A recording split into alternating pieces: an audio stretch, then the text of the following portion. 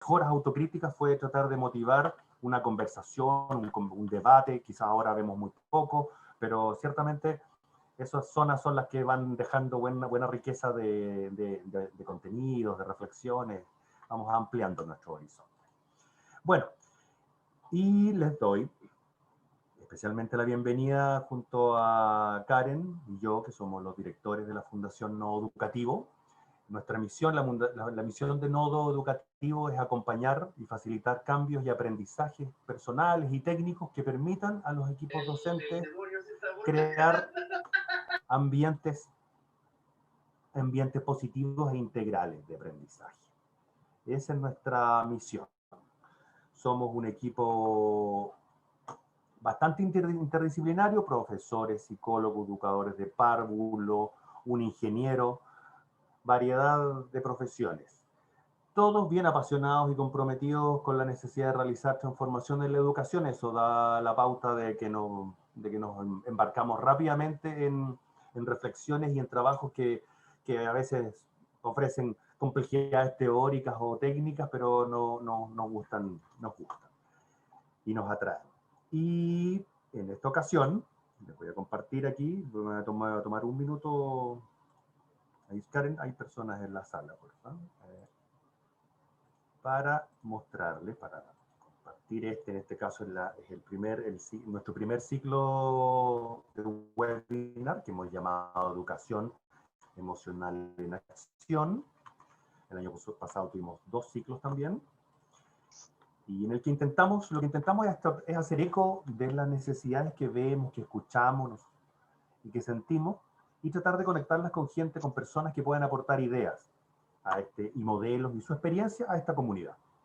Y en este primer ciclo, que voy a partir de adelante, del futuro hasta hoy, tenemos 4 seminarios, 4 clases. Webinar, seminario web.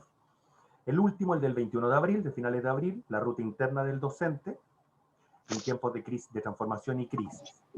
Abre una reflexión, micrófonos, acuérdense que si no los logro mutear yo, les voy a pedir.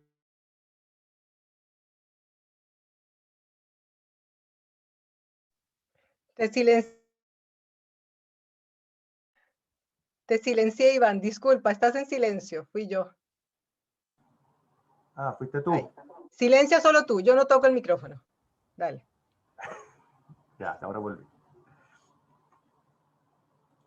Ya, les contaba, el último seminario que quiero comentarle brevemente, los cuatro seminarios que tenemos, la ruta interna del docente en tiempos de transformación y crisis. Y en este vamos a abrir un espacio de conversación y plantear un modelo para entender un poco el trabajo interno, el trabajo personal de las personas que trabajan en educación. El tercer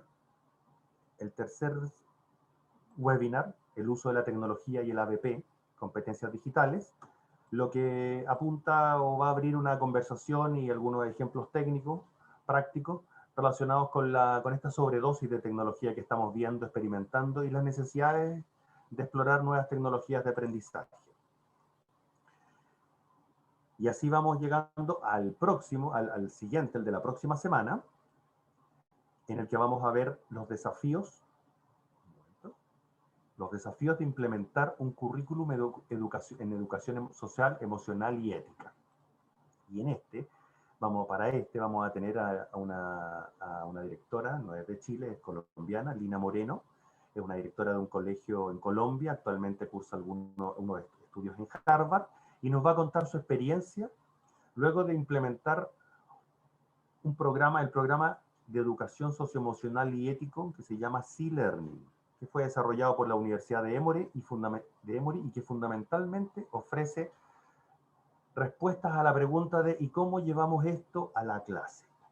Ahí vamos a poder escuchar de primera fuente y ya con 2 años y medio de experiencia, creo que son 2 años y medio, casi 3, lo que ha ocurrido, lo que ocurrió con esos colegios en los que se está implementando. Y así llegamos a nuestro primero, el seminario de hoy día. Para el seminario de hoy día tenemos el privilegio de contar con Juan Mancilla, decano de la Facultad de Educación de la Universidad Católica y es doctor en Filosofía, Y aprovechamos la tribuna para con harta alegría contarles que la semana pasada el Consejo Nacional de Decanos de la Facultad de Educaciones de las Universidades de Chile, se llama CONFAUCE, lo eligió con votación unánime como presidente de los decanos de educación para representar el CRUCH, para ser representados en el CRUCH, en el Consejo Rectores.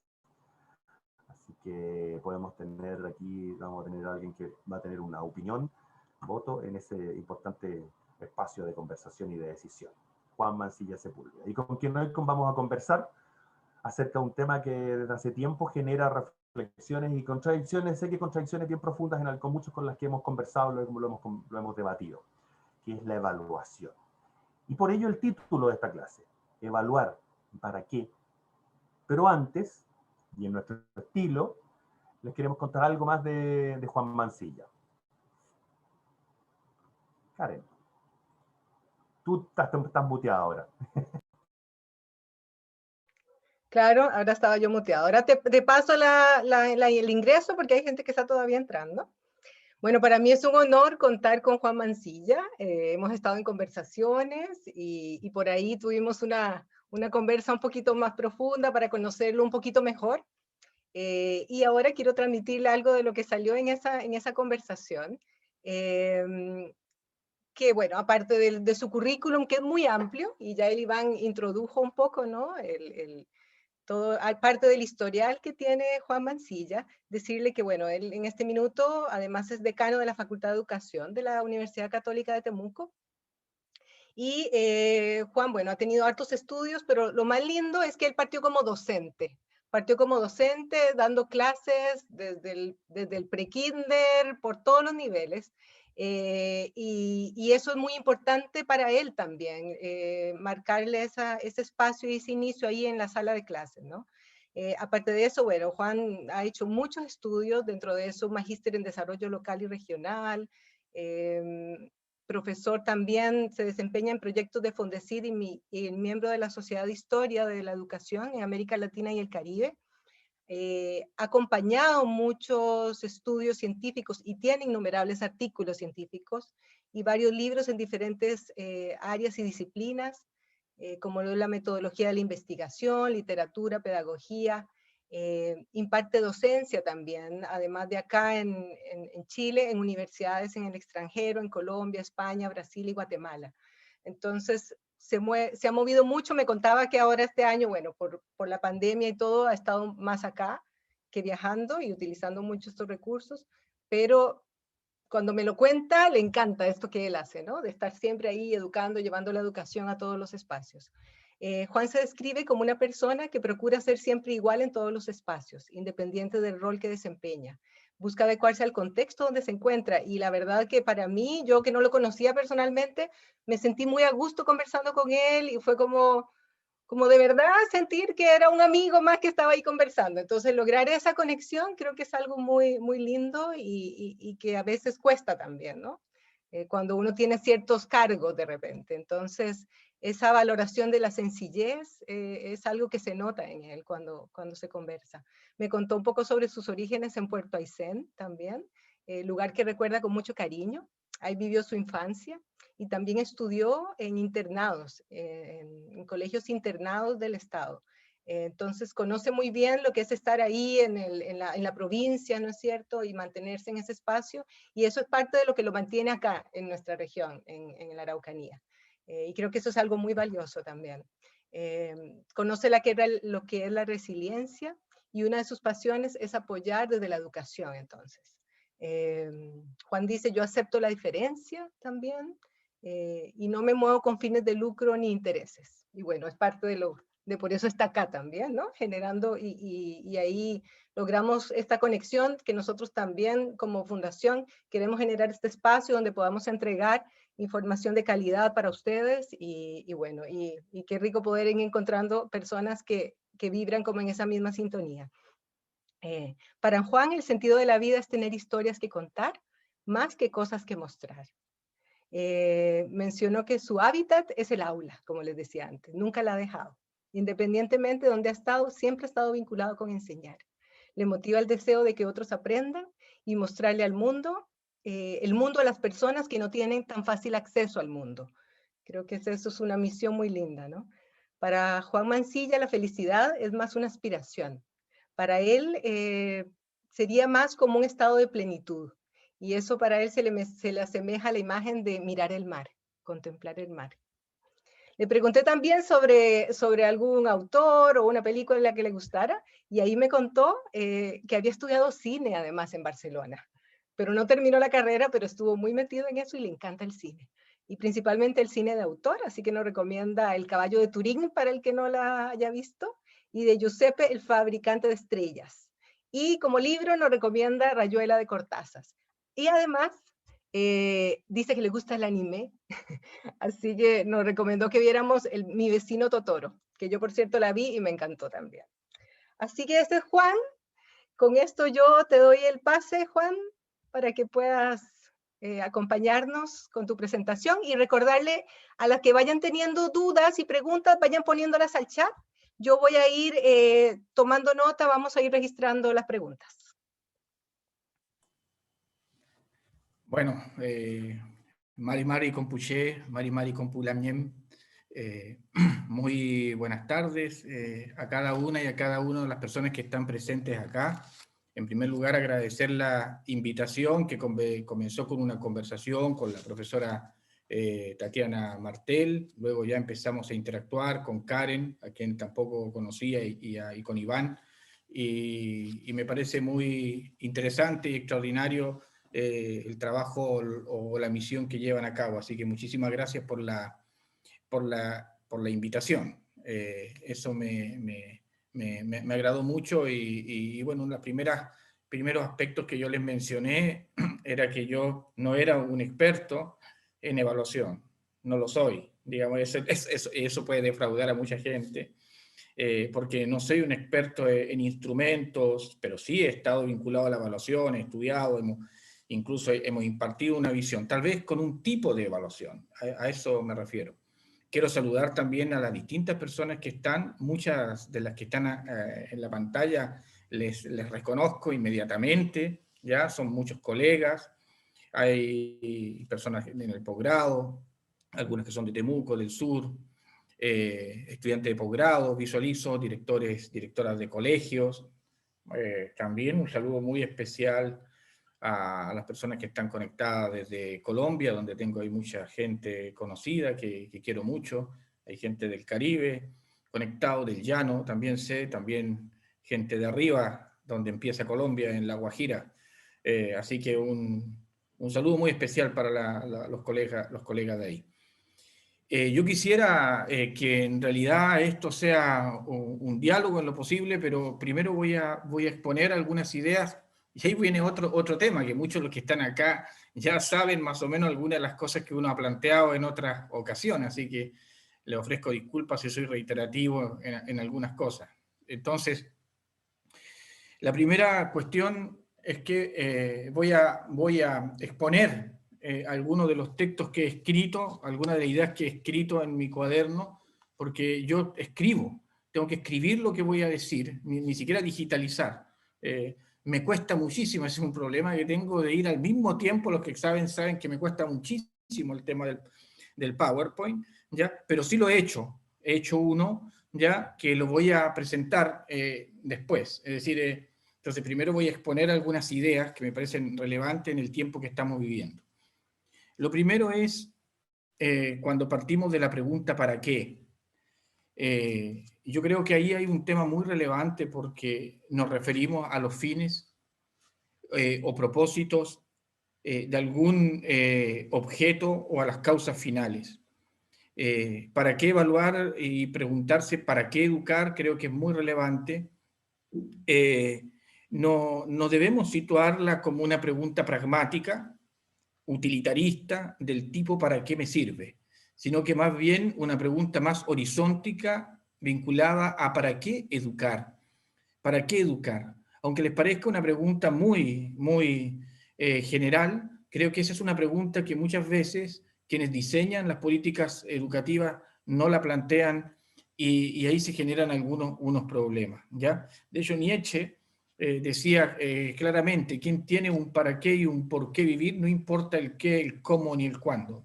El para qué es lo primero, no es el cómo. Cuando yo coloco primero el cómo, inmediatamente caigo, y ahí viene la bajada de título, que es muy importante, que es más allá de una razón instrumental, es decir, cuando nosotros confundimos los medios con los fines, ¿ya? Cuando hablamos de racionalismo instrumental, estamos diciendo que efectivamente estamos en una lógica vinculada principalmente a confundir los medios con los fines.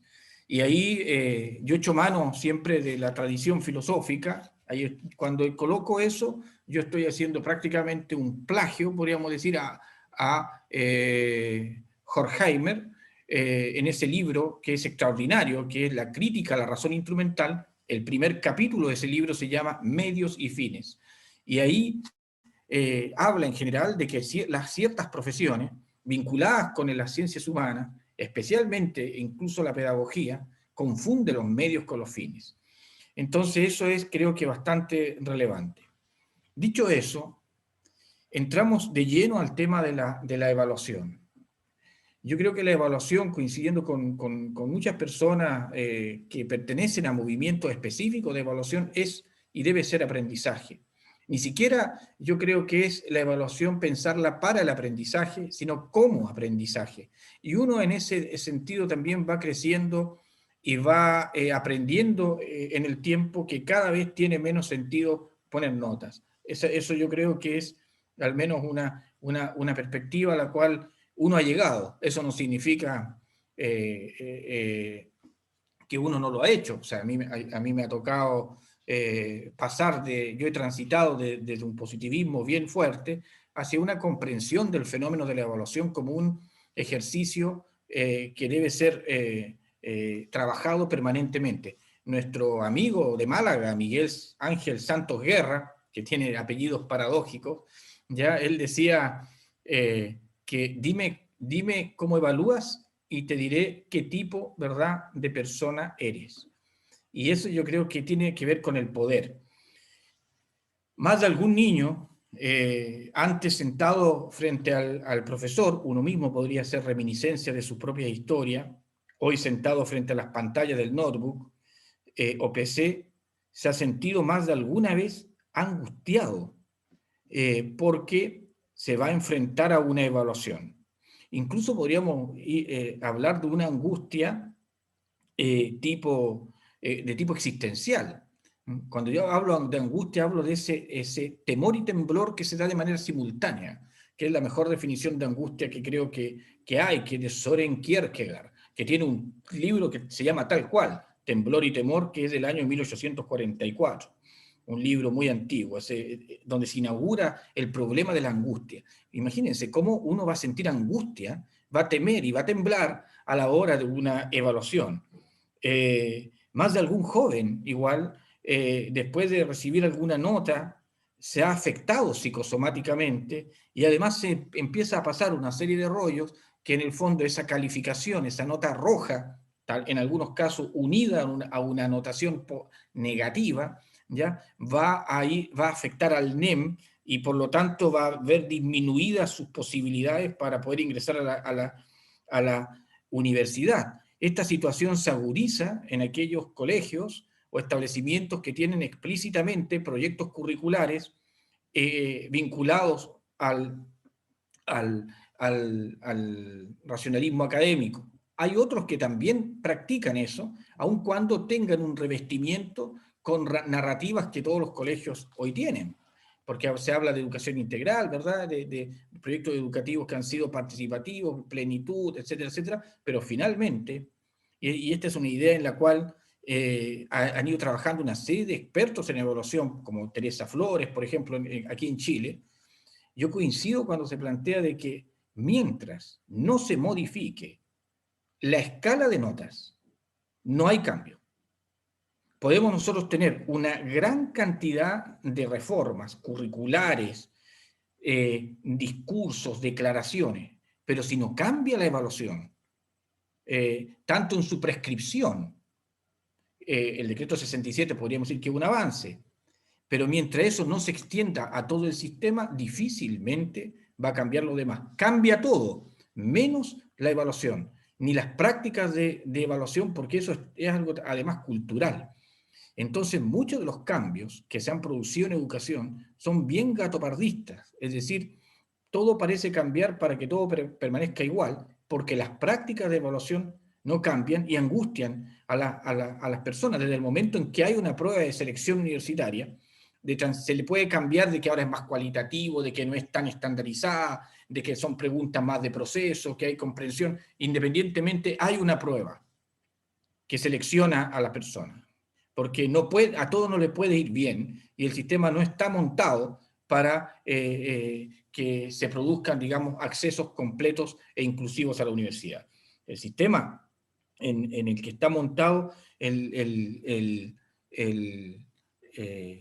toda la lógica curricular y evaluativa es un sistema que es para promover más bien prácticas individualistas. Y esto va tensionando lo que uno podría denominar, siguiendo algunas tesis muy antiguas, el ordo amoris de la gente. Y ahí nos conectamos con la emocionalidad. El ordo amoris tiene que ver con el conjunto de valores, el reino de valores que nos habita, ¿ya? Y que nos constituye.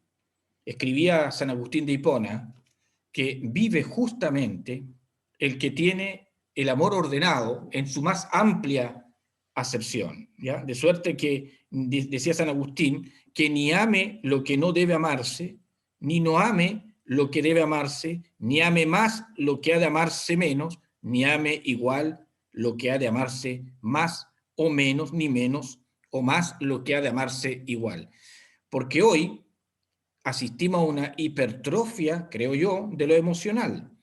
Los sentimientos ocupan un puesto fundamental en nuestras vidas, tanto en su dimensión privada como en el ámbito público, pero esta omnipresencia de las emociones no deja de ser paradójica y se ve particularmente gatillada el afloramiento de emociones negativas cuando hay situaciones de evaluación.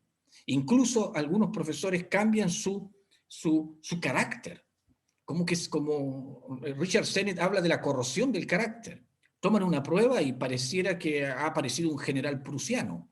Miran de otra manera, se comportan de otra manera, y los estudiantes también adquieren una connotación, comienzan a mirar demasiado al profesor, el profesor empieza a mirar demasiado a él, se empiezan a aparecer sospechas, hay estrategias increíbles de copia, y es una situación completamente extraña, y si alguien golpea, por ejemplo, la puerta, un inspector general pregunta, ¿están en clase? El profesor va a responder, no, estamos en prueba, como si fuese una cuestión distinta al proceso mismo de aprendizaje, etcétera, etcétera, etcétera. Entonces, se trata de emociones muchas veces líquidas, siguiendo a Bauman, y en ese contexto creo que el triunfo de la emoción en tiempo de relativismo, de esa emoción negativa, implica la refutación misma del ordo amoris. La emoción derivada de un acto técnico, la emoción se puede generar puede gatillarse una situación que trastorne, dice Scheller, Max Scheller, a quien estoy siguiendo, un trastorno de ese ordo amoris. Entonces, el sentir los valores que son sentidos no son para la tradición fenomenológica, meros efluvios pasajeros de la personalidad. Son auténticas cosas que nosotros debemos atender. Nosotros no solamente necesitamos formar desde una gramática del idioma, sino desde una gramática también de nuestras emociones que desconocemos. Porque el ser humano es ante todo, decía Scheller, un ens amans. El ordo amoris, que es ese territorio de la emocionalidad, de la interioridad humana, es el hábitat de los sentimientos y emociones que se ven desplegados y afectados cuando hay actos técnicos que ingresan por una vía externa. Que ese hábitat que arrastra consigo mismo el ser humano donde quiera que va y del que no puede librarse por muy prisa que corra, es algo que debe ser cuidado y que debe ser formado. Yo no tengo tiempo para ahora, lamentablemente, y eso habla también de mi lógica técnica, de comenzar a hablar de lo que implica la pedagogía como un acto de amor, como un acto espiritual, sublime, fundante y superior, pero en realidad yo puedo recomendarles acá el libro maravilloso de Scheller que se llama Esencias y Formas de la Simpatía, con un bello subtítulo que dice las leyes del sentido de la vida emocional, y él habla ahí de todos aquellos aspectos que hacen que se afecte ese espacio que está ahí y que ocurre en las aulas. Piensen ustedes un niño de 6 años que está ahí, frente o en círculo como esté con una persona, lo que está confiando es que en el fondo lo forme su ordo moris, ordene sus valores. Por lo tanto, ahí necesita una persona densa, espiritualmente comprometida con su propia formación, y no solamente alguien que esté preocupado, y lo digo responsablemente, de la cobertura curricular, por ejemplo, ¿ya? Aquí yo estoy colocando algunos polos, porque efectivamente yo siempre ofrezco las disculpas porque hay experiencias que son maravillosas, donde efectivamente hay que aprender muchísimo de los colegas, pero en general hay un sistema que está montado absolutamente de otra forma.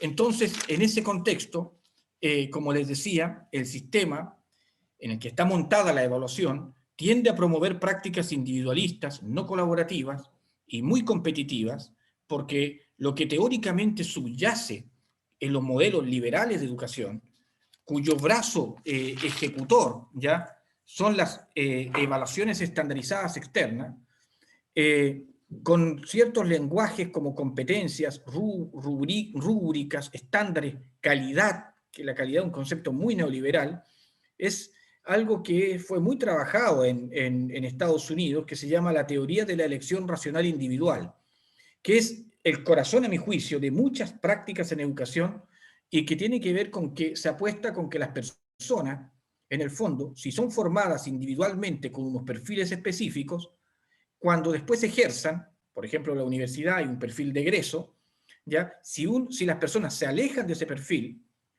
comienzan a no ser evaluadas adecuadamente. Entonces, claro, todos los aprendizajes serendípicos, que son aprendizajes no esperados, comienzan a afectar esa formación. Entonces ahí se afecta también el propio pensamiento divergente, lateral. Entonces se supone que esas personas, cuando ejerzan en su profesión en el mercado, individualmente van a tomar elecciones que son racionales y lógicas, porque así fueron formados a partir de competencias que ellos tienen instaladas, validadas en el sistema. Esa es una apuesta, que es la apuesta del sistema liberal. Sin embargo, hay otras apuestas en las cuales se plantea lo contrario, que en el fondo primero hay que modificar, ¿verdad?, las condiciones sociohistóricas, culturales e incluso estructurales de instituciones que están ahí, y que modificando esas instituciones los individuos van a poder generar interacciones de otro tipo. Entonces, claro, nosotros generamos estrategias colaborativas y de distinta naturaleza en la universidad o cuando se forman los profesores, y a la vez fomentamos el individualismo. Y ahí se generan estas especies de perfiles que en algunos casos son más parecidos a lo que muy críticamente en su momento Iván Illich planteaba desde la desescolarización, centauros pedagógicos, ¿ya? Que tenemos la cabeza de una forma y la cola de otra y las patas de otra forma. En una carrera, por ejemplo, voy a ir colocando estos ejemplos que lamentablemente, cuando le decía esto de los niños o de los jóvenes, son ejemplos reales. En una carrera de arquitectura X, de una universidad Y, vamos a decir, de un país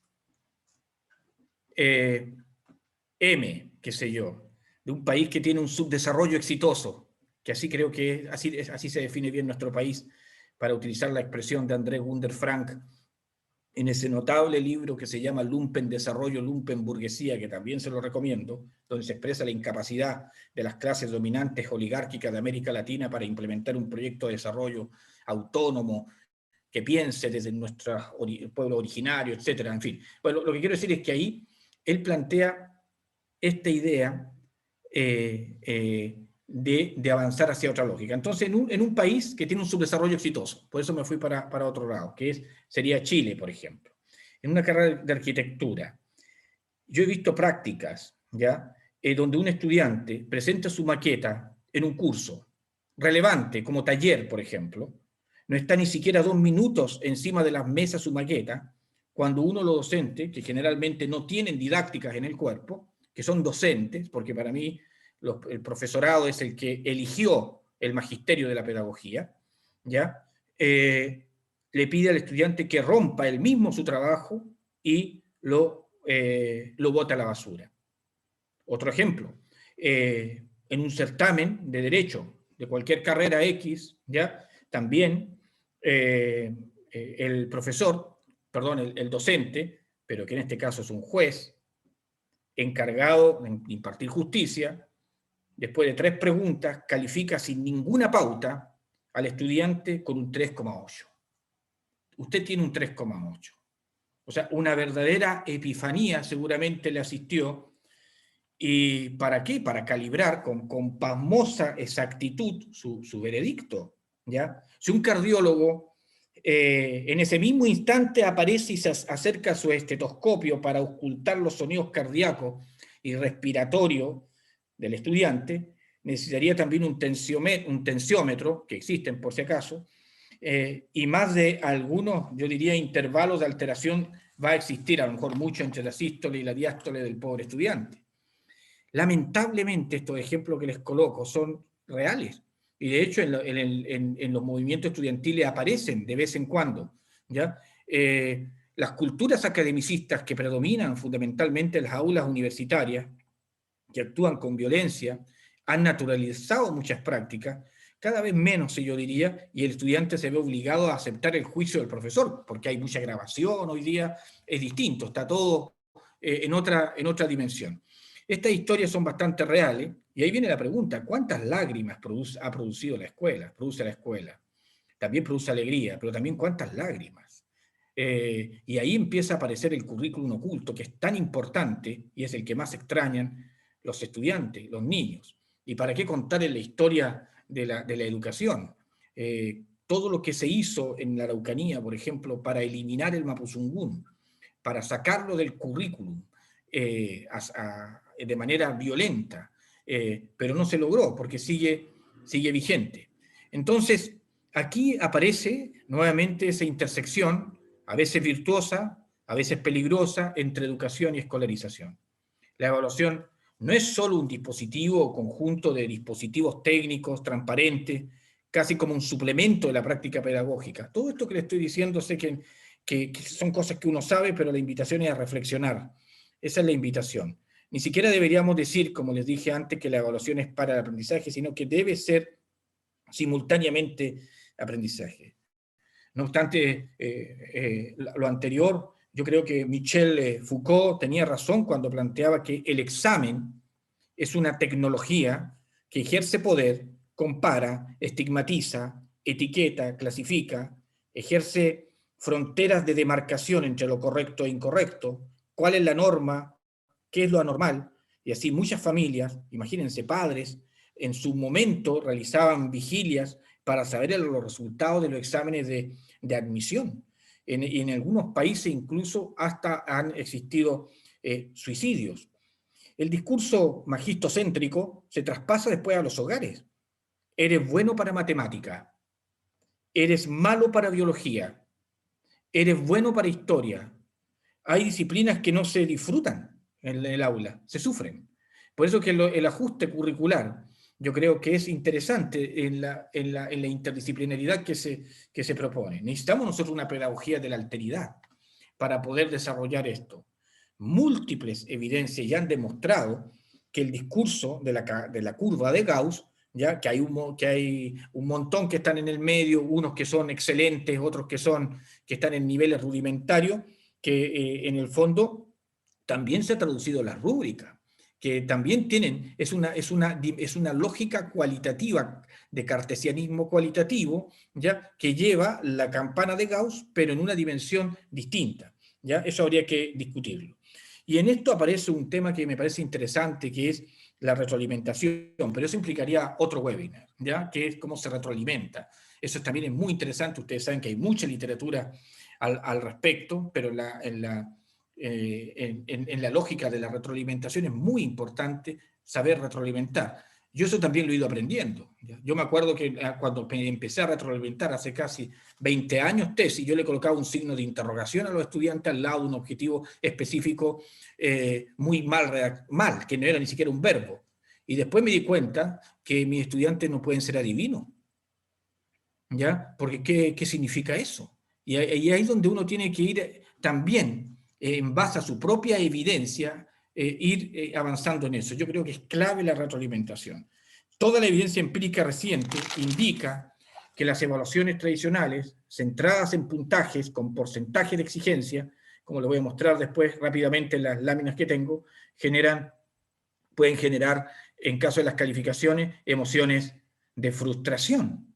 Y se traspasa a la familia, porque la primera pregunta es, ¿qué nota te sacaste? ¿Verdad? Y esa es la respuesta. Y después viene otra pregunta vinculada a lo que subyace de la competitividad. Y a tu compañerito ese tal, ¿cómo le fue? ¿Qué no se sacó él?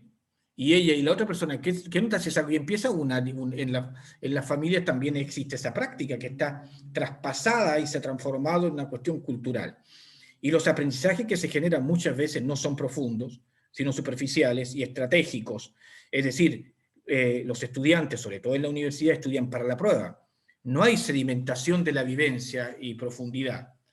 Y eso pasa mucho en las sociedades de mercado, como las nuestras, donde las evaluaciones también se utilizan con otros fines, que tienen otro tipo de consecuencias. Hay larga data respecto a las consecuencias negativas de todas estas pruebas que hay para los colegios, para los profesores, en fin, y en América Latina también eso es una experiencia interesante, pero no están vinculadas con la experiencia vital de los estudiantes, porque el currículum se reduce a áreas que son evaluadas por las pruebas, lenguaje y matemática principalmente, y aquello que se puede calificar en línea o con lápiz y papel. Asimismo, los profesores se entrenan para entrenar muchas veces en estas pruebas, sobre todo en línea, que tienen un tiempo determinado y que tienen que elegir entre una alternativa y otra. Imagínense que este fue un diálogo que tuvo Descartes con Pascal en el siglo XVII, en donde Pascal le insistía a Descartes, un libro que se llama Pensamiento, y después hay algunos que han investigado y que hay un diálogo ahí. Descartes decía que las dos disciplinas más importantes son la lengua franca y la matemática, todo lo demás es secundario y que se debe calificar objetivamente de manera clara y precisa y con alternativas, ojalá lo que es verdadero y falso. Nosotros estamos hoy día en pleno siglo XXI y siguen existiendo pruebas de verdadero y falsa. Claro, unos dicen, pero se justifican las verdaderas o se justifican las falsas. Eso sigue siendo, yo creo, una práctica muy, muy occidental, que finalmente genera un pensamiento dicotómico, binario. No permite intersecciones ya de complejidades, porque el mundo no es esto o esto, sino que es la Y es la palabra clave. Por eso que la Y tiene dos caminos, es un bivio desde el punto de vista, y eso lo tenemos absolutamente a veces desconsiderado. Es verdad, es más fácil revisar una prueba con alternativa, más rápida y ahora más útil. Entonces, ahí viene otra pregunta. ¿Estamos formando para el mundo que estamos viviendo? ¿Por qué no cambia? Entonces, lo que nunca cambia son la lógica de la estandarización de la prueba y la escala y las calificaciones. Por eso que para pensar en reformas, creo yo, como decía Edgar Morin, hay que reformar el pensar. ¿ya? Se han promovido leyes, se ha cambiado el currículum, se han levantado estándares, pero si no ha cambiado la evaluación de nada sirve. Y volvemos a la pregunta teleológica de finalidad inicial. ¿Qué educación queremos? Las sociedades más igualitarias, la de los países escandinavos, no tienen calificaciones, ¿ya? Y si no hay notas, no se puede competir. Eso no significa que no evaluemos. Eso ustedes lo saben muy bien. Los estudiantes tienen que en algún momento pasarlo bien en una evaluación. ¿Una evaluación para qué? Para la competencia, para la comparación. Nosotros creemos que tiene que ser para el mejoramiento, para el aprendizaje. Un problema aquí grave, permanente, es que hay actores y agentes que no dialogan. Los gestores de política, que son los, comillas, expertos generalmente no del ámbito pedagógico, partiendo por los ministros, ¿verdad?, que creen que los profesores no saben mucho. Una permanente descalificación, digamos, al grupo profesional. Creen que no saben mucho y por tanto no pueden participar del diseño de política. Reducen la participación a encuestas, a consultas. Eso todo lo hemos vivido. Eso es lo máximo que se puede. Pero lo que es peor, la gente contesta las encuestas y después lo que se contesta ahí no se considera.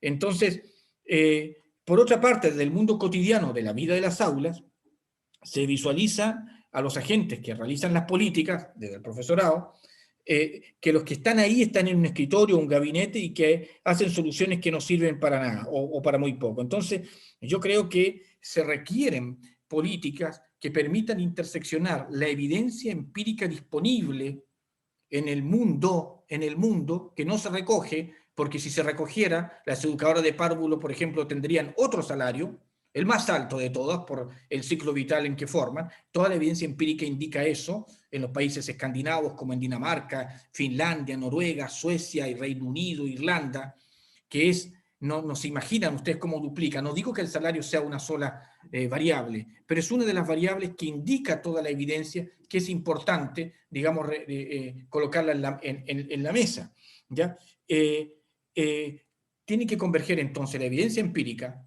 la sabiduría práctica del profesorado y, naturalmente, el interés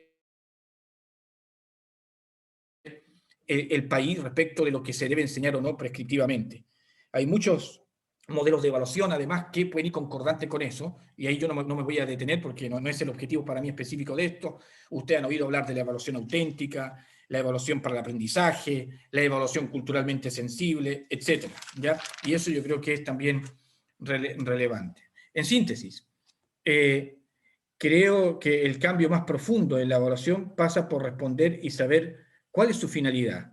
El resto, por tanto, está en cómo promover aprendizajes que permitan generar un mejoramiento en el propio desarrollo de los individuos. Pero para eso tenemos que hacernos una pregunta: ¿qué tipo de educación queremos en el país? Hacerla de una vez. Y eso requiere encontrar caminos para avanzar que no son iguales para todos los aprendices. Yo voy a compartir brevemente una presentación que la voy a pasar muy rápido y de ahí ya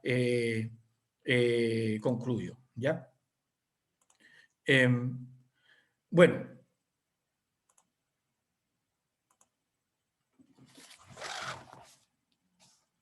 Aquí hay una cosa que yo no voy a disminuir todo, que está sacado, este Shelomo del tren de la vida. Y aquí es bien interesante este relato. Dice: por las afueras de la ciudad de Edimburgo, paseaba un individuo excéntrico que se entretenía en preguntar a la gente: ¿usted está bien de la cabeza? Las personas solían contestar desconcertadas, pero seguras que sí, que estaban cuerdas. Pero él seguía con su interrogatorio: ¿me lo puede acreditar? La respuesta de los interpelados se cargaba de asombro. No sabían cómo podía acreditarse. Así de pronto esa respuesta afirmativa. Pero él decía: pues sí, yo le puedo acreditar de forma inequívoca. Y sacaba de su cartera un documento que decía en su cabecera: certificado de alta del manicomio. Estas ideas están también extraídas de Shelomo, del filme El tren de la vida, que tiene que ver también con cómo uno va acreditando lo que sabe o lo que no sabe, ¿ya? Es como la pregunta que aparece en este texto de la evaluación como comprensión de Miguel Ángel, cuando en una prueba se pregunta cómo viven las vacas y los niños responden bien, ¿ya? Un niño responde bien y está mal porque la pauta decía en ganadería extensiva o intensiva. Tiene que ver con esa lógica, más bien, de la que estoy hablando. Y una lección importante que hemos aprendido de los modelos de escolarización en lo que hemos planteado es que nosotros tenemos que avanzar a gestionar nuestro propio aprendizaje y declararnos permanentemente como aprendices, ¿ya? El para qué educar es clave, ¿ya? Y eso significa no desde las aulas más primarias condicionar a los estudiantes a modelos de escolarización que finalmente no le van a ayudar a pensar, le van a generar permanentemente una angustia y van a estar preparados para otras cosas. Uno no saca nada con darle chocolate caliente que es lo que en algunos colegios le dan a los estudiantes después que rinden el CIMSE. Eso es bastante, yo diría, inaudito. No son, es como interesante, es casi como para una novela, digamos, pero no es algo que creo yo se deba promover. Y también recomiendo, porque no hay espacio, todas las investigaciones que ha promovido Ken Vine, que él está más en el ámbito universitario y ahora se están apareciendo estamos con algunas investigaciones que se están haciendo en el sistema primario y secundario. Ken Vine investigó qué hacían los mejores profesores, qué los caracterizaba, qué rasgos tenían, y también los mejores estudiantes. ¿Ya? Y hay coincidencia interesante. La palabra mejor profesor o mejor estudiante significó triangular mucha información preguntándole a profesores, preguntándole a amigos, familiares, hijos, amigos, auxiliares, etc. Y él llegó a algunas conclusiones interesantes finalmente. Primero, que se aseguran de que sus estudiantes sepan lo que pueden hacer con el conocimiento. Crean ellos un entorno para el aprendizaje crítico natural, es decir, se enfrentan a problemas reales y motivadores para ellos. Confían mucho en las capacidades de sus estudiantes y les permiten que tomen el control sobre su propio aprendizaje para que puedan acceder a nuevas habilidades. Y lo otro, pero sobre todo, y aquí viene un hallazgo que es para mí el principal, ¿ya? Es que son buenas personas. Aquí nuevamente entramos a otro lío. Pero ya sí sabemos que ser buena persona tiene que ver con un ordo amoris que esté bien, digamos, estructurado desde el punto de vista de la vocación, ser buena persona. Y ahí queda mucha gente fuera, dice el propio Ken Vine. Ahí yo coloco un fotograma de un filme también muy interesante de Akira Kurosawa. Cuando aparece, digamos, en esta película, la primera escena, están disparando en un bosque y aparece él y dice, no disparen, soy gente. Que después se ha traducido en un montón de análisis, si ustedes lo buscan en internet, teoría del no disparen, soy gente, que en el fondo tiene que ver con la humanidad y la humanización. Son buenas personas en general. Entonces las actitudes que hacen posible el aprendizaje tienen que ver con la apertura, con la humildad y con la responsabilidad. Entonces, cada vez, como les decía antes, que se va implementando cambios curriculares, no cambia la evaluación. Y eso yo creo que es absolutamente relevante, sobre todo en estos tiempos. Scheller decía, quien posee el ordo moris de un hombre, posee al hombre mismo. El ordo moris son las delgadas líneas del ánimo humano, ¿ya? La constitución interna de cómo nosotros tenemos configurado nuestro reino de valores. Tiene la fórmula de su persona, como puede tenerse la fórmula del cristal. En la ordenación de nuestro amor se condensa la esencia de nuestra propia identidad. Al existir la nota, hay una suerte de valor de cambio que hace que los actores se muevan en una dirección contradictoria a los cambios curriculares es decir ahí, o pedagógicos, ¿ya? Entonces, en este contexto, la evaluación, para terminar, es crucial para cambiar el sistema. No solo dice si se han alcanzado los fines, sino por qué no se han conseguido, y ni siquiera debe ser visualizada para el aprendizaje, sino como aprendizaje, y no hay que educar para la vida, debe decir ahí, sino que en la vida misma, ¿ya? En la vida misma. Entonces, esos son los movimientos que hay. La evaluación debe ser vista como aprendizaje, para aprendizaje y de los aprendizajes, ¿ya? Eso es muy importante considerarlo. Y creo que esto es un camino. No vamos a llegar nunca a lo definitivo, ¿ya? Como decía el maestro Galeano, es un camino que hay que recorrer. La verdad está en el viaje, no en el puerto necesariamente. Siempre van a venir otras generaciones, otras demandas. De hecho, nosotros, creo yo, todo lo que está pasando en el mundo implica que hay que hacer reflexiones profundas sobre la vida, la muerte, que las aulas no la están haciendo en general, sino que se sigue con el currículum, ¿ya? En una situación compleja, porque hay que cumplir, porque hay presión externa, porque hay que ejecutar el gasto, porque hay que avanzar, porque hay que ingresar a las aulas, independientemente de lo que está ocurriendo. Bueno, les agradezco la paciencia de la escucha y quedo a su disposición para que puedan comentar o hacer alguna pregunta y ahí vamos viendo si es que la puedo responder o no. Muchísimas gracias. Muchas gracias, Juan, por traernos la luz y con tantos conceptos e ideas. Y ha habido conversaciones en el chat mientras tú exponías y algunas preguntas también. Yo voy acá a leer algunas de ellas. Víctor Díaz pregunta, ¿es posible cuestionar la evaluación mientras el sistema educativo imperante nos exige una calificación específica? He visto 4 preguntas, las voy a leer todas tal vez, porque quizás tienen una conexión. La segunda es, ¿cuáles son las posibles alternativas que nos permiten decirle que no a las exigencias del Mineduc para evaluar de manera sumativa, especialmente en aquellos cursos cuya lógica está ceñida al CIMSE y a la PTU?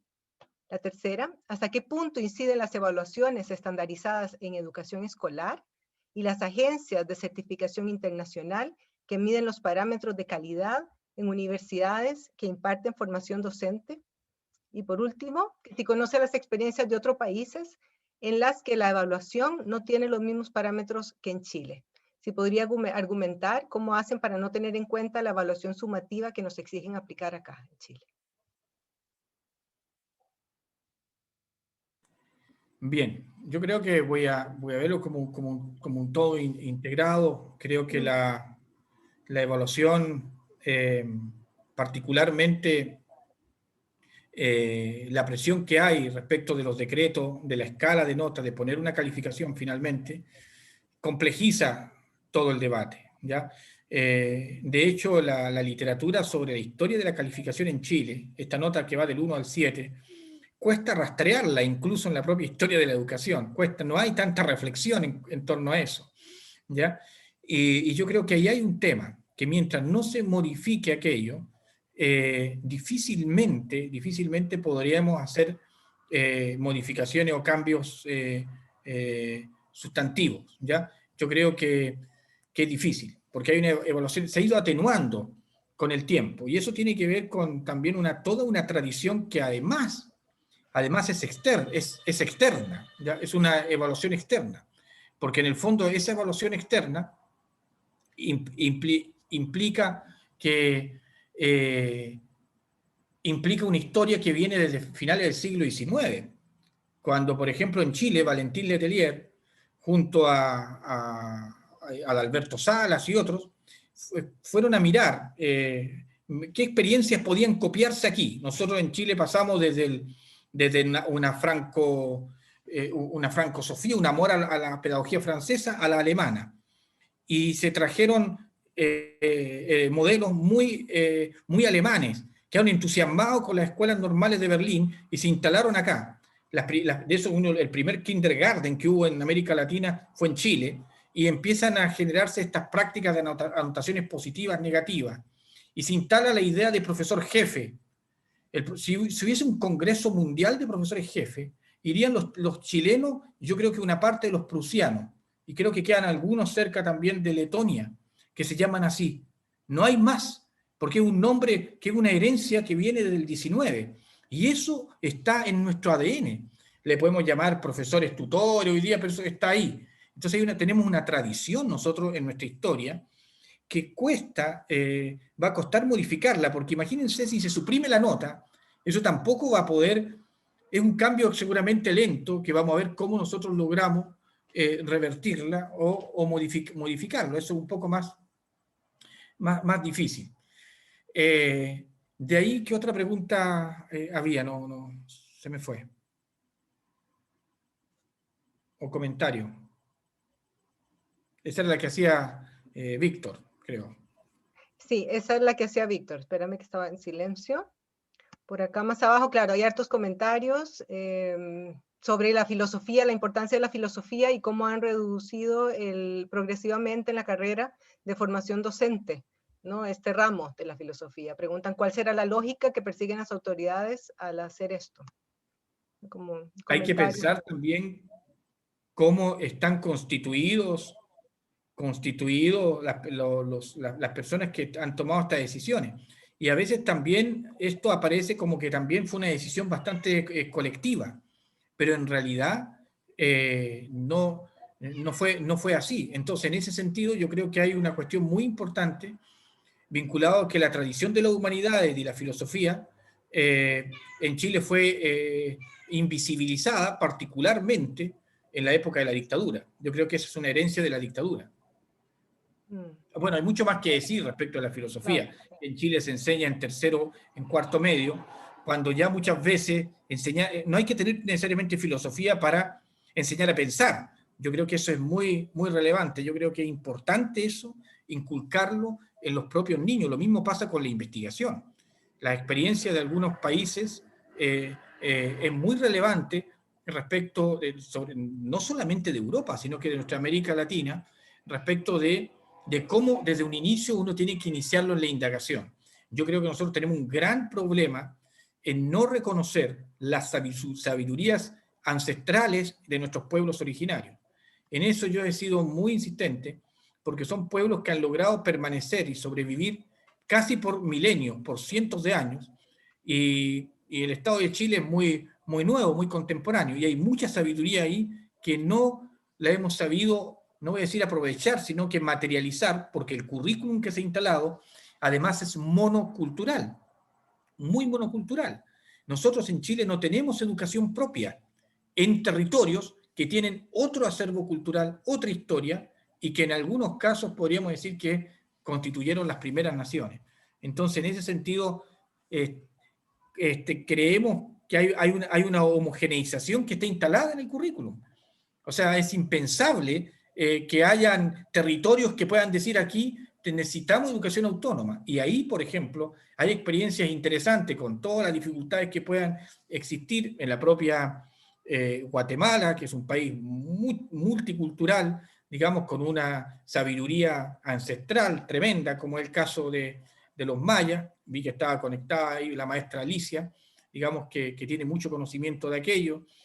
En el caso, por ejemplo, de Colombia está la etnoeducación y hay territorios, hay universidades, por ejemplo, en el Valle del Cauca, donde efectivamente en el norte también hay experiencias en los cuales los colegios o los establecimientos tienen sus propios currículum.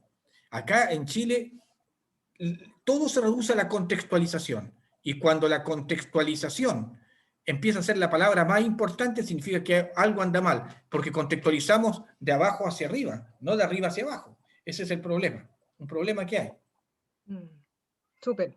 Aquí Pamela Pacheco dice, con su brillante análisis, tengo la esperanza entonces que vuestra institución se encuentra trabajando en los cambios que ha explicitado, avanzando para que esta herramienta sea parte del aprendizaje, con todo lo que esto implica, y que juntos, universidad-escuela, comiencen a trabajar en coherencia. Como un comentario, con una pregunta implícita, así.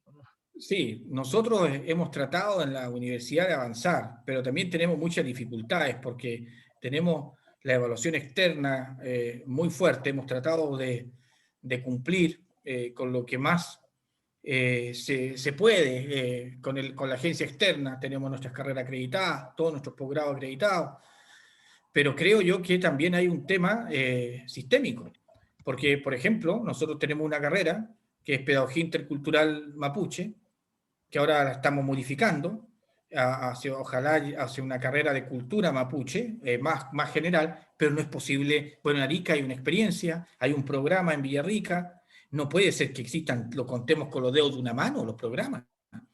Cuando el año 1992, cuando se conmemoró el 5º centenario del descubrimiento de Europa, de Europa decimos desde aquí, ¿verdad?,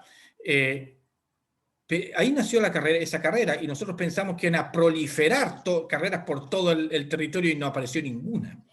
Entonces también ahí hay un ejemplo de lo que se ha tratado de hacer, como en este caso como universidad, pero nosotros no estamos exentos de esas dificultades, porque yo creo que un problema que tiene la Facultad de Educación, nosotros mismos también, es que muchos de los profesores que enseñan a enseñar no han estado en el quirófano.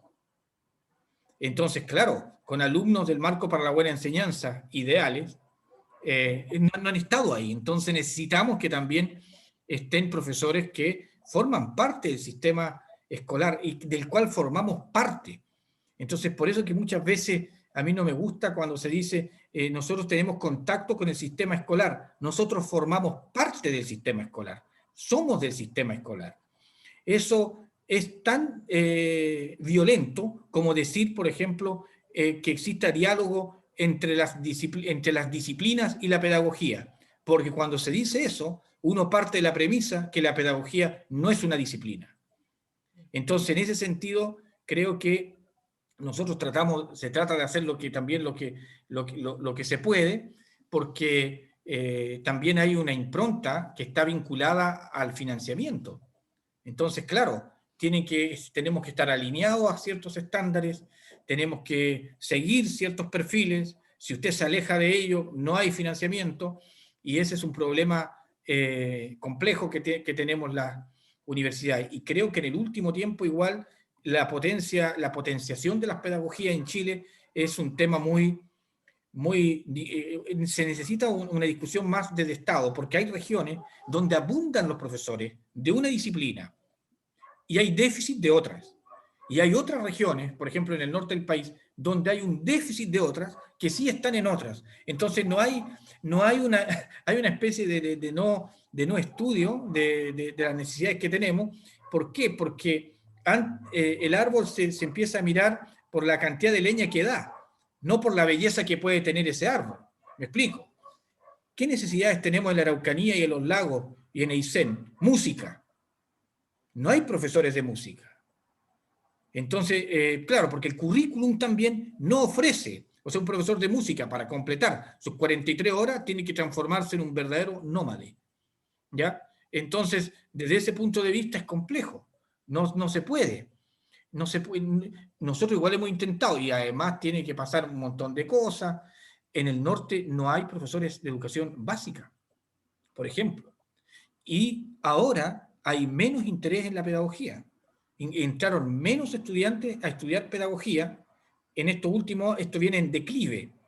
Y eso que, por una disposición especial, por presiones que ejercimos también nosotros, en realidad los 525 puntos como mínimo, que era lo que se debería haber exigido este año, se suspendió hasta el 2023, porque esto va a tener que llegar a 550 puntos al 2025. Eso está en estos momentos congelado, porque si es así, hay regiones que no van a entrar estudiantes de pedagogía, porque claro, para Santiago es otra realidad. El último que ingresa con 550 puntos, pero ese es el primero que ingresa en una universidad que ha tenido otras condiciones, digamos, de acceso. Y creo que la demanda que va a venir de los estudiantes y que estuvo ya es la eliminación del acceso. Eso significa que las propias universidades tienen que ser capaces de elaborar sus propias pruebas de acceso y que la discriminación se produzca tal vez dentro, tal vez como en Brasil, como en Argentina, claro, pero ahí hay mucha deserción intermedia. También hay que mirar qué experiencias pueden ser las mejores.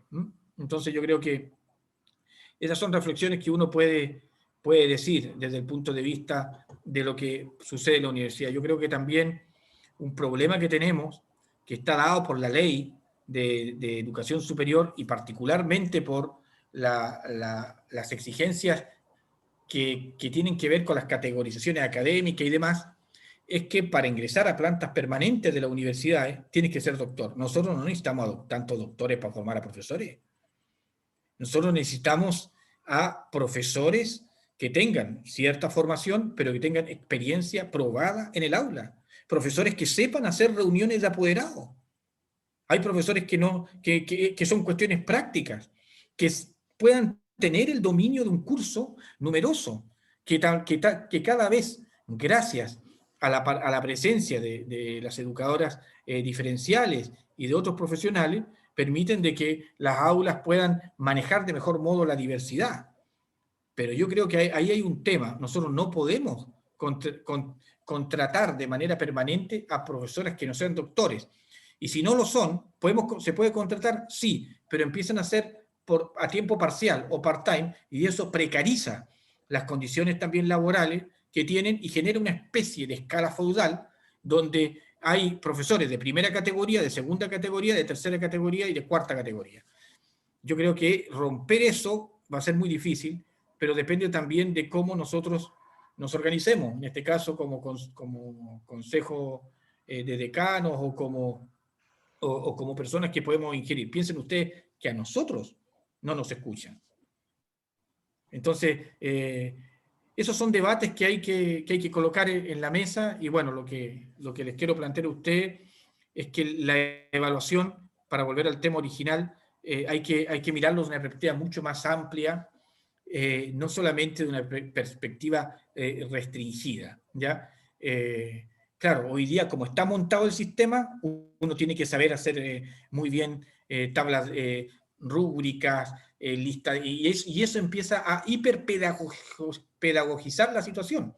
Yo le he hecho broma a los estudiantes, porque claro, tú le estás hablando al estudiante, a un estudiante en primer año, y te dice, profesor, lo que usted, vamos a hacer una evaluación para que lean ese documento, tiene la pauta inmediatamente. Claro, en pedagogía eso ocurre, o sea, para ir al baño, no, ahí no piden, pero están que nos piden ya pauta y rúbricas para todo, rúbricas, pautas, en fin, y se comparten las pautas, y cuando se hacen trabajos colegiados entre distintos profesores, se arman unos líos por los criterios de evaluación entre unos y otros, en fin, y al final el aprendizaje hace de que los estudiantes se entrenen, mira, este profesor es así, este otro es así, aquí tienes que irte por aquí, pero así no puedes transformarte. Yo creo que lo que más logran los estudiantes de pedagogía es un pensamiento estratégico.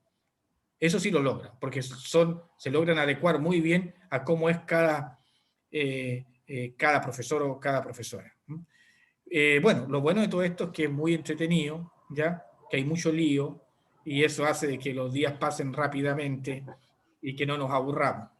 Lo que no nos tiene que invadir, creo yo, es la angustia, no nos tiene que corrosionar el carácter, porque si no, ocurre que de cada 10 palabras hay profesores, a veces colegas, que de cada 10 palabras que dicen, 7 se refieren a otras personas, ¿ya? Y 2 a un malestar, y se corrosiona el carácter. Y eso finalmente hace que uno se enferme.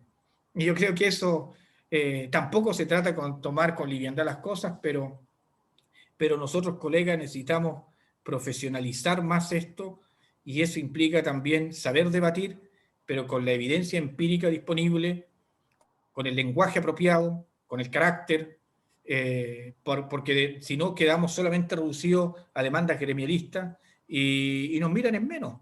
Y eso en alguna ocasión, no sé si lo tenemos ganado, pero en realidad tenemos que avanzar, y por eso nosotros tenemos un desafío importante de conversar más con el colegio de profesores, porque necesitamos un estatus que sea superior al que tenemos, porque una de las primeras cuestiones clave que nosotros tenemos que lograr algún día es que los ministros o ministras sean maestros.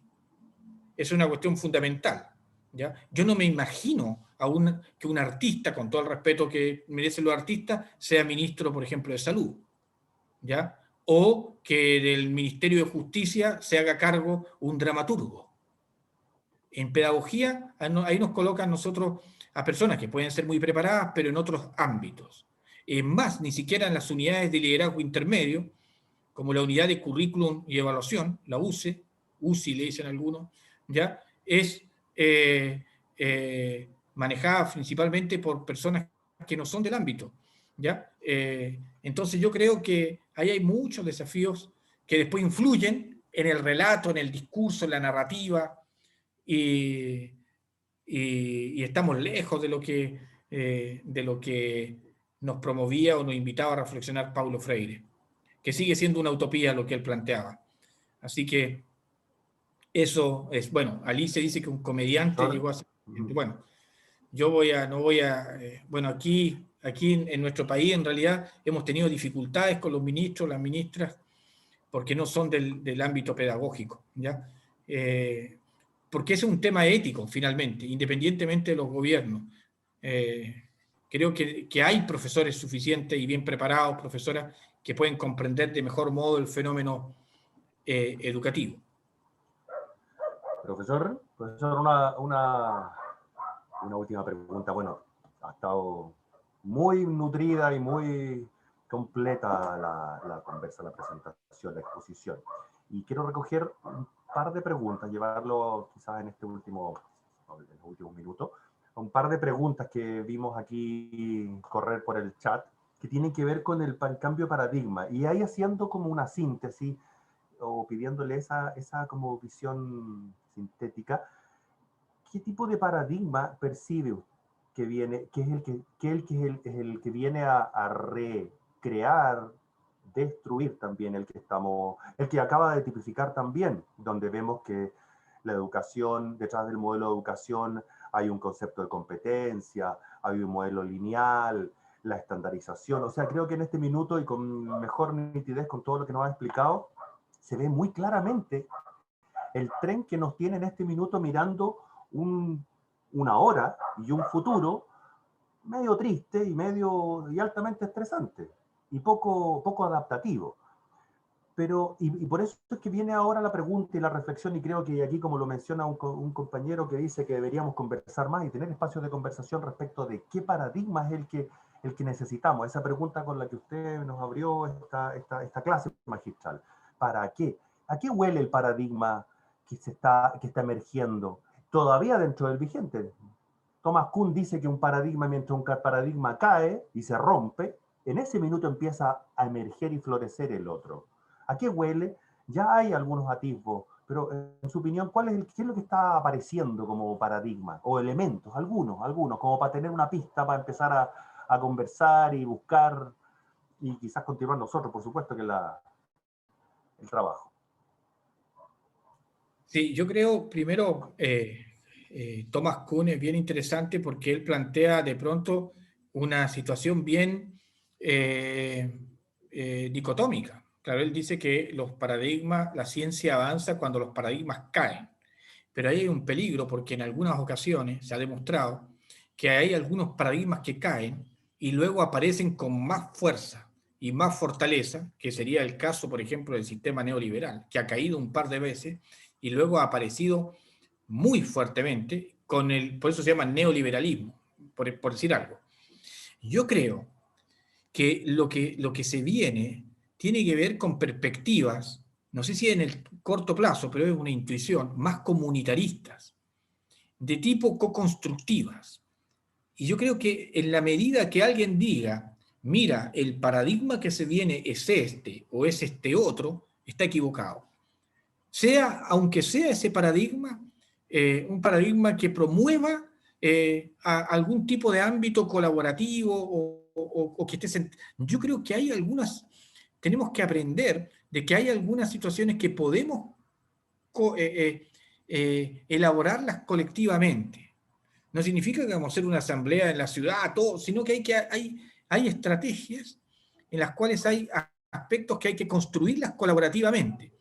El mejor ejemplo es lo que sucedió con nosotros y que efectivamente puede estar dado por el tema del debate constituyente, que vamos a ver cómo se da. Porque si nuestra constitución termina siendo redactada por los que posiblemente la van a redactar, ¿ya? Va a ser peligroso, ¿ya? Porque efectivamente se va a agudizar más la crisis. Entonces, en esa conversación, yo creo que tenemos que avanzar, no tanto en el consenso. Yo creo eso, ahí puedo estar muy equivocado también. Yo creo que debemos avanzar en la diferencia. Chile ha intentado siempre entrar en el consenso, a consensuar. Hay cosas que se pueden consensuar y otras no. Y tenemos que acostumbrarnos a saber de que hay diferencias, de que hay lenguas que son diferentes y que eso enriquecen al mundo, de que no hay una sola voz, sino que múltiples voces, y que tenemos que ser capaces de avanzar en sociedad con esas múltiples voces, vidas, historias que hay, y sentarnos a conversar y a dialogar en distintos ámbitos, en cómo se imparte la justicia, en cómo se desarrolla, por ejemplo, en las prácticas de salud, en la educación. Y yo creo que si tuviéramos que hablar de un paradigma, yo creo que hay que hablar más bien de una realidad multiparadigmática, una realidad transdisciplinaria, en la cual seamos capaces de avanzar y dialogar conjuntamente e ir aprendiendo en eso, porque nosotros no tenemos historia en esto. Somos, la mayoría, hemos tenido una tradición de que partimos de una base de que la realidad es así, está así, es así, y bajo esa lógica yo creo que uno puede ir avanzando en la medida que comprendamos que hay cuestiones que están socialmente construidas, hay algunas que hay que deconstruirlas, otras hay que debatirlas, hay que recrear situaciones y ser capaces de no descalificar inmediatamente a priori una idea, porque no nos olvidemos que muchas grandes verdades, comenzando, por decir algo, la propia de Jesús, comenzaron con una herejía, como una herejía. Entonces, desde ese punto de vista, yo creo que hay que ser capaces de dialogar. De lo contrario, podemos caer incluso en perspectivas esencialistas, tanto de un lado o de otro, y saber escuchar. Si ustedes escuchan a los políticos, terminan de hacerle una pregunta e inmediatamente responden, y esa respuesta que dan es indistinta a la pregunta que le haga. Siempre responden lo mismo, no importa lo que le preguntes, ¿ya? Y esa mecanización que hay es la que hay que abandonarla porque tiene que ver con el sistema en el que estamos. Y yo creo que eso comienza también hacer esas prácticas en la propia escuela, en el aula. Y yo creo que hay muchas veces, también hay de todo, hay climas que son muy complejos, hay personas que le tienen envidia a otra porque le fue bien, hay de todo. Entonces yo creo que esas prácticas hay también que ir modificándolas porque si no, tenemos un gran relato como sociedad, pero yo creo que hay prácticas que son muy, muy del área chica, del territorio más pequeño, que podemos nosotros ir modificándolas. Eso es lo que yo creo. Muchas gracias, profesor. Y muchas gracias, y ya estamos viendo, sí, pues hartas muestras de gratitud y agradecimiento por toda la clase, por toda la buena provocación que nos plantea, por algo, y a mí también me provoca en este tipo me dan ganas de escribir aquí, pero tengo que estar en el rol más organizador, de comentar, de reflexionar. Por ahí nos preguntan cómo vamos a compartir esta sesión. Yo le pedí, la vamos a dejar grabada, está grabando y va a quedar disponible. Les vamos a mandar a todos el link a nuestro canal de YouTube, y también recoger algunas interesantes iniciativas ahí que también nos vienen a leer un poco, a anticipar algunas de nuestras acciones que hablaba por ahí. Por lo menos nosotros estamos con una lógica de abrirnos a una comunidad, de no centralizar la reflexión, sino abrir el debate, no importa que sepamos o no parte del camino, y eso implica, en la medida tecnológica, tenemos un blog que lo hemos estado preparando y que sin duda va a ser uno de los temas que vamos a plantear, y al cual están todas y todos invitados. Y ahora dejarlos invitados, bueno, agradecerles la presencia. Hemos estado todos aquí 1h20 ya. Juan, bueno, infinitas gracias, y esperamos seguir contando con tu apoyo, con esa energía para abrir y plantar banderas nuevas respecto de cómo avanzar. Por ahí también mencionaban que es el momento de actuar. Quizás esperar algunos cambios estructurales también va a ser objeto de reversionar algún tipo de acción paradigmática. Y la próxima, y dejarlos invitados por lo pronto a todos para la próxima semana, que tenemos otra muy interesante webinar, un relato, una historia que viene de Colombia. Por ahí le habíamos contado algo, Juan, que habíamos contado. Colombia, un pueblo llamado Tulúa, muy similar en cantidad, en tamaño a la zona en la que vivimos nosotros, por acá por Villarrica, Pucón, y contando una experiencia respecto de cómo han ido implementando la educación emocional. Les recuerdo que el ciclo le llamamos la educación socioemocional en acción. Este webinar, con la buena presentación de Juan y todo el resto, van a estar tratando de orbitar esa reflexión o esa pregunta. Ya el año pasado nos quedó claro que a todos que esta es una dimensión personal que no podemos seguir soslayando o desmereciendo o dejando de lado por un modelo racional, hiperracional que no nos lleva hasta cierto lugar, pero no al parecer hacia espacios más integrales de realización, y tenemos que recuperar. Entonces ahora vamos haciendo la siguiente pregunta, cómo seguimos avanzando. Así que a todos, muchas gracias, encantado de tenerlos. Karen también ahí, por favor, Sí, saluda, me despidamos faltó a todos, a Juan, doble, gracias. y a Tatiana Martel Hablamos también. todos los micrófonos.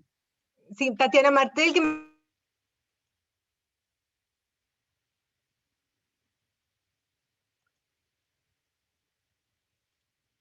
Ay, Karen, te quedaste mute.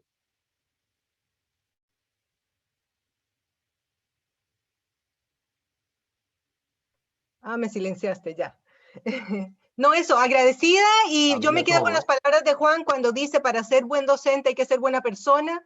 Y chiquillos, créanme que nosotros en la Fundación estamos trabajando cada día para eso, para tratar de generar algunas instancias y reflexiones donde cada uno podamos ser siempre un poquito mejores personas. Es un trabajo, yo no creo que uno llegue a ser la persona perfecta, ideal, pero es un trabajo constante de toma de conciencia, de conexión, y creo que eso hay que hacerlo, y nosotros estamos comprometidos a hacer eso en la Fundación, así que estén atentos, vamos a estar ahí dando información, bueno, los webinars que siguen van en esa línea, así que invitados, Jacob y yo en el último vamos a estar ahí también desarrollando algo interesante, muy específico sobre este tema, así que vayan a la web, hay material gratuito que pueden descargar, queremos alimentar las redes sociales, ahí estamos trabajando para ustedes, para servirles y ser un canal de comunicación y contacto.